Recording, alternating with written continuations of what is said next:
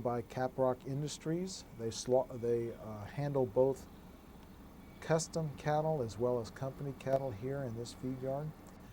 And they've really designed this feed yard to be very animal friendly. You can see the wide alleyways. One thing to look at as you look at these different groups of cattle that we're going to show you here in the next few minutes is the wide variation in breed types and even sizes and shapes. And this is a feed yard that's very progressive and does do some sorting.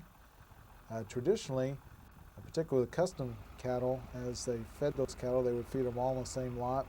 They would be fed together, they would be slaughtered together, and that would create a significant quality disparity among the cattle. You'd have big ones, fat ones, little ones, small ones, and you can see even with some of these pens that you're looking at now, there is a wide variety in the types of cattle and even differences in sizes as you look at these cattle. We're not so concerned with the color of the hide, but we're more concerned with the frame size and muscling score and weight, trying to pair cattle according to that criteria, hopefully having a typical outcome. Here's a pen of cattle that's extremely varied in their condition, their frame size, and their muscle score. So if these were all going to be slaughtered on the same day, you would see quite a variety of carcasses with respect to quality grade, yield grade, weights, sizes of ribeyes, fat thicknesses in the plants. Now here's another group that has been under a very close breeding system. These are all owned by one person.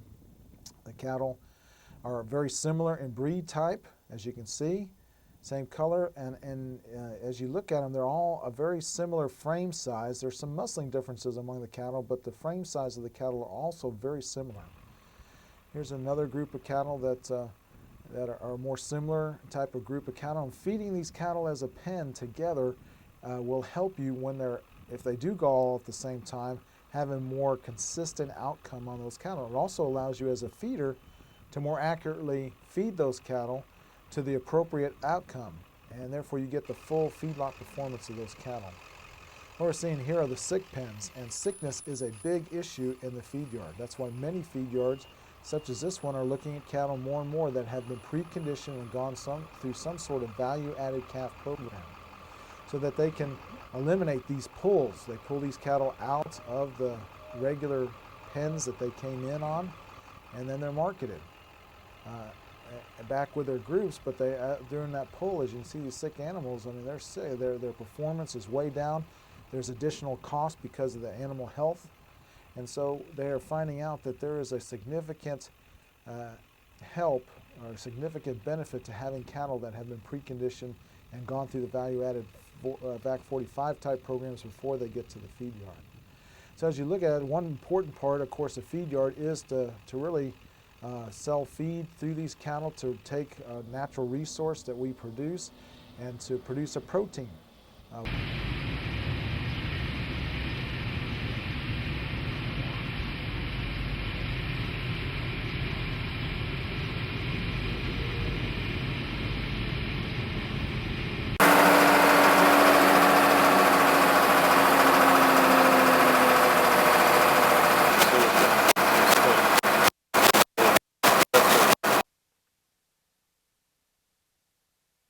Particular feed yard, and they do in this feed yard both a corn base as well as a Milo based diet, depending on some of the cost differences between those two particular grains. And they'll do milling in here, and you take here's some Milo, and as you take a look at it, that's going to go into the system, and they will do some manufacturing and processing of that Milo, and you'll see that in the total ration here very shortly. But they'll get rid of the chaff and all of the junk as they go through these various screens. You can see some of the chaff and some of the trash being taken away. That'll be put into a separate area and used blown out of this facility and used for other types of feedstuffs. And then so they get the clean grain, and then they'll process that grain. And depending on the feed yard, they'll process it by cracking it or even popping it and flaking corn, for instance, if they're going through some sort of corn milling system. And that just helps increase the availability of the nutrients within that particular grain. And that's the chaff and the trash that came out, so you can see there is kind of pouring out of the system.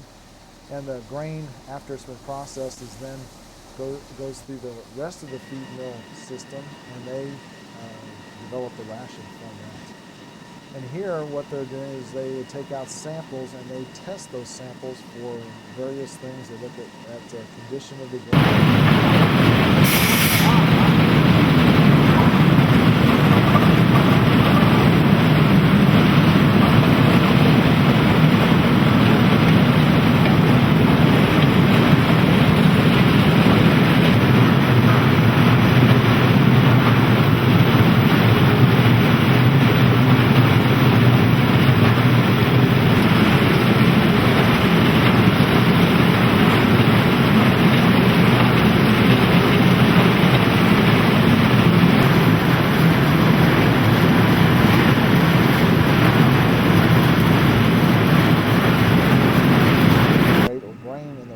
Versus the percent of roughage that's in the diet. And as the animal is on feed longer, the percent concentrate increases dramatically.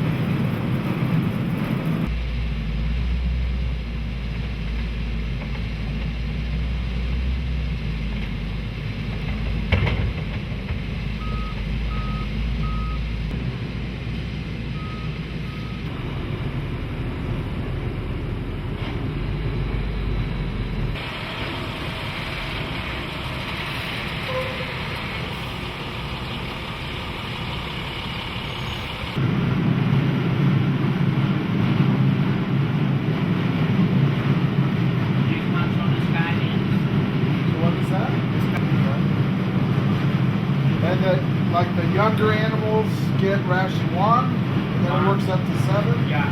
Having the cows, ration 1, ration 2.